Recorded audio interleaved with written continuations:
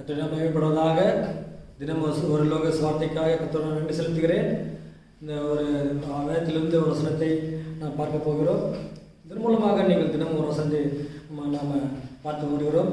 கர்த்தர் உங்களை ஆசீர்வதிப்பாராக. ஆதியாகமம் 28வது அதிகாரம் 15வது வசனம். நான் உன்னோட இருந்து நீ போய் இடத்திலெல்லாம் உன்னை காத்து இந்த தேசத்துக்கு உன்னை திரும்பி வர பண்ணுவேன். நான் உனக்கு சொன்னது செய்யும் அளவும் உன்னை கைவிடுவதில்லை. நான் உனக்கு சொன்னதை செய்யும் அளவும் உன்னை கைவிடுவதில்லை என்று ஆண்டவர் சொல்கிறார். இது யாருக்கு சொல்றாரு பார்த்தீங்கன்னா, யாக்கோபுக்கு சொல்கிற ஒரு வார்த்தை. ஈசாக்கு அவருடைய மகனாக யாக்கோபை அழைத்து, நீ 16வது இருக்கிற நம்முடைய மாமா வீட்டுக்கு போயிட்டு அங்கே ஒரு பெண் கொள் என்று அனுப்பும்போது, அவன் அங்கிருந்து பேசாம விட்டு ஆறானுக்கு புறப்படுகிற நேரத்தில் ஒரு இடத்துல அவன் படுத்து நித்திரை அடைகிறான். அங்கேருந்து ஒரு கல்லை எடுத்து அவனை வச்சுட்டு தலையை வச்சுட்டு என்ன பண்ணுறான், படுத்து நித்திரை செய்கிறான். அப்போது ஒரு சொப்பனத்தை காணுகிறான். ஒரு ஏணி வானத்துக்கு பூமிக்கு வைக்கப்பட்டிருக்கிறது. அது தேவதூதர்கள் ஏறுகளாக இரவுகளாக இருக்கிறார்கள். வானத்திலிருந்து அது மேலிருந்து கர்த்தர் சொல்லுகிற வார்த்தை தான் இது. நான் ஈசாக்குக்கும் ஆபிரகாமுக்கும் தேவனாக இருக்கிற கர்த்தர், நான் உன்னை மிகவும் பெருக பண்ணுவேன். வலதுபுறத்திலும் இடதுபுறத்திலும் கிழக்கு மேற்கேயும் நீ பரம்புவாய். உனக்குள் உன் சன்னதிக்குள்ளும் பூமி வம்சங்களெல்லாம் ஆசீர்வதிக்கப்படும் என்று ஒரு வாக்குத்தத்தம் கொடுக்கிறார். நம்முடைய ஆண்டவர் ஒரு வாக்குத்தத்தின் தேவன். நம்ம கொடுக்கிற வாக்குத்தத்தை அவர் நிறைவேற்றுகிறதா இருக்கிறார். நமக்கு என்னென்ன வாக்கு கொடுத்துருக்காரோ அதையெல்லாம் அவர் நிச்சயமாக செய்வார்.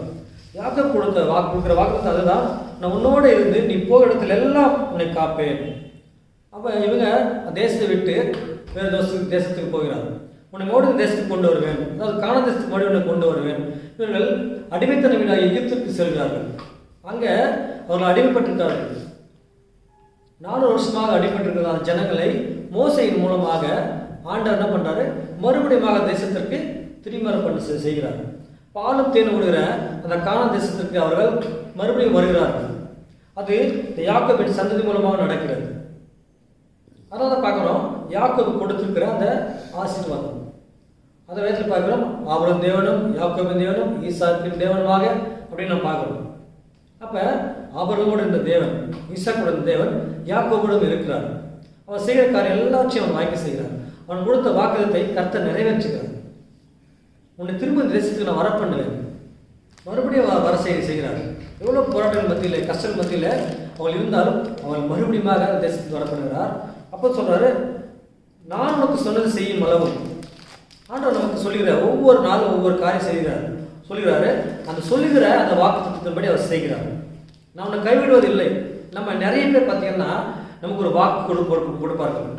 கடைசி காலம் நான் உன்னோட இருப்பேன், ஆபத்தில் உனக்கு உதவுவேன், கஷ்டத்தில் உனக்கு உதவுவேன், நான் எப்பவுமே உன்னை விட்டு போக மாட்டேன் என்று எல்லாரும் சொல்லலாம். அதே மாதிரி நிறைய பேர் சொல்லுவாங்க, நண்பன் இருந்தால் நமக்கு எல்லாம் நல்லது சொல்லுவார்கள் இல்லையா?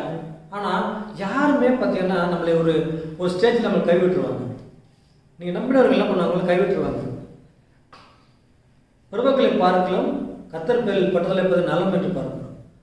நீங்கள் என்ன பண்ணுங்க, கர்த்தரை எப்படி நம்ம பற்றலாக இருக்குங்க, அவர் எப்படி நம்பிருக்கீங்கன்னு பாருங்கள்.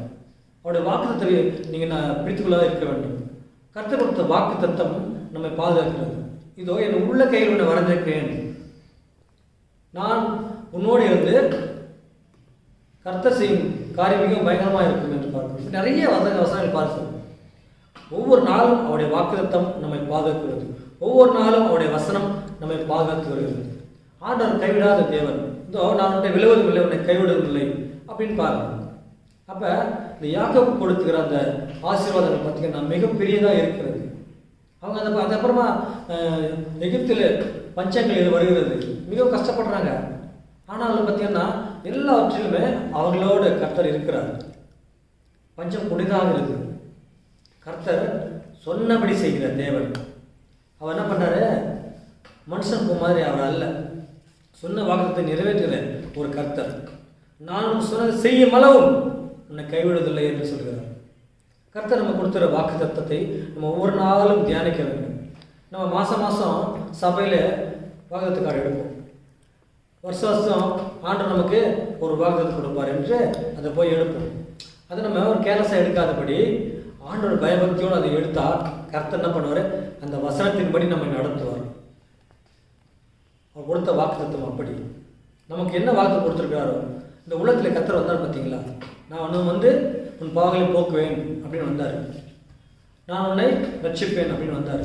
நான் உன்னை மனந்திருப்புதலுக்காக வந்தேன் என்றார். நான் உன்னை பரிசுத்தமாக வந்தேன் என்றார். இதெல்லாம் கர்த்தர் கொடுத்த வாக்கு தத்தம். அவர் மரித்து அடக்கம் பண்ணப்பட்டு பரலோகத்தில் ஏறி உயிரோடு எழுந்து புது பிதாவை வலதுபுறத்தில் வீற்றிருக்கிறார். மறுபடியும் வருவேன் சொல்கிறார். இது எல்லாமே வாக்குத்தத்தத்தின் அடையாளங்கள். இதெல்லாமே வாக்குத்தத்தம், நமக்கு கொடுத்திருக்கிற வாக்குத்தத்தம். அந்த வாக்குத்தத்தின்படி நம்ம நடக்கிறோமா என்று பார்க்க வேண்டும். கர்த்தர் சொன்ன வார்த்தைகளுக்கு கீழ்ப்படுகிறோமா என்று பார்க்க வேண்டும். அவர் சொன்னதை நிறைவேற்றுகிற தேவன். சொன்னதை செய்யும் அளவு அவர் என்ன சொன்னாரோ நிச்சயமாக நிறைவேற்றுவார். விசுவாசத்தோடு நம்பிக்கையோடு இருங்க. கர்த்தர் உங்களை ஆசீர்வதிப்பார். நான் உனக்கு சொன்னதை செய்யும் அளவும் உன்னை கைவிடுவதில்லை. எப்பவுமே கைவிடாத ஒரு கர்த்தர். நம்ம யார் வேணா கைவிட்டுலாம், நம்ம நினைக்கிறதெல்லாம் கைவிட்டுலாம். நம்ம எப்பவுமே அவங்க நம்மோடு இருப்பார்கள் நினைக்கலாம். அவரெல்லாம் ஒரு ஸ்டேஜில் நம்ம விட்டு போயிடுவாங்க. நம்ம எதிர்பார்த்து நம்மளை கைவிட்டுருவாங்க. நம்மளுக்கு உதவி செய்ய மாட்டாங்க. உதவி செய்யறன்னு சொல்லுவாங்க, ஆனால் உதவி செய்ய மாட்டாங்க. நம்ம ஆண்டவர் அப்படிப்பட்ட ஆண்டவர் இல்லை. அவர் நம்மேல் இரக்கமுள்ள தேவன். கர்த்தர் இரக்கம், மன உருக்கம், நீடி சாத்தம், மிகுந்த கிருபை உள்ளவர் என்று பார்க்கும். அவர் ஒரு அன்பான தேவனாக இருக்கிறார். நம்மேல ஒரு கரிசனுள்ள தேவனாக இருக்கிறார். அதனால் அவர் சொன்னது எப்போதுமே கைவிடாத தேவன். சொன்னதை நிறைவேற்றுகிற தேவன். நான் உனக்கு சொன்னது செய்யும் அளவு உன்னை கைவிடுவதில்லை என்று யாக்கோபு சொல்கிறார். அந்த யாக்கோபு நித்திரை தெளிந்து எழுந்து உயிர் பரிசுத்தமான ஸ்தலமாக இருக்கிறது என்று அந்த இடத்துக்களை பெத்தேல் என்று பேர் வைக்கிறத பார்க்கிறோம். ஒரு பெரிய சாம்ராஜ்யம் அவர் மூலமாக சில 12 கோத்திரங்கள் உருவாகிறது. அது மூலமாக தான் இந்த உலகமே பெரிய சாம்ராஜ்யமாக விரிவடைகிறது. எப்படின்னா ஒரு ஆசீர்வாதம். இஸ்ரேல் தேசத்தை கர்த்தர் அவ்வளவாக ஆசீர்வாதம் வைத்திருக்கிறார்.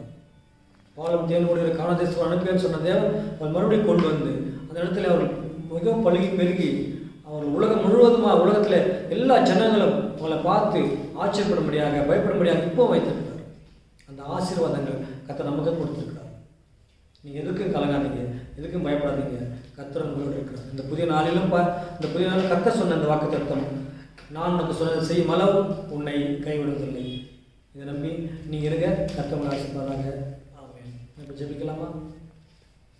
அதிகமான நேசிக்கிற பரிசுத்தமான தகப்பனே, இந்த அன்பின் புதிய நாளுக்காக நாங்கள் நன்றி செலுத்துகிறோம் அப்பா. நான் உனக்கு சொன்னதை செய்யும் அளவு உன்னை கைவிடுவதில்லை என்கிற தகப்பனே. எங்களை எல்லா ஜனங்களும் கைவிடுவார்கள் தகப்பனே. கூடப்பதெல்லாம் கைவிட்டுறாங்க தகப்பனே. பெற்றோர்கள் கைவிட்டுறாங்க தகப்பனே. நண்பர்கள் கைவிட்டுறாங்க தகப்பனே. ஆனால் நீர் வாக்கு கொடுத்த தேவன், வாக்கு மாறாத தேவன், சொன்னதை நிறைவேற்றுகிற தேவன் தகப்பனே. அதற்காக நான் நன்றி செலுத்துகிறோம். ஆசீர்வதி இயேசு முன்னோடு பரம தகப்பனே. ஆமென், ஆமென்.